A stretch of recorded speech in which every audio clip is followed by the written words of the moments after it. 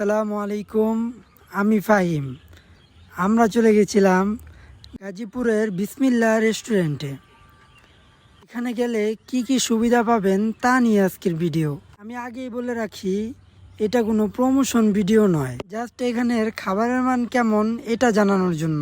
এখানের বিখ্যাত কালাভুনা, আসলে এখানে খাবারের মানের কথা না বললেই নয়।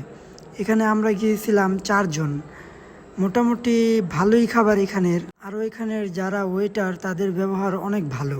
অনেকেই বলবেন যে আপনি খাবার কেন দেখাচ্ছেন, রেস্টুরেন্ট কেন দেখাচ্ছেন না।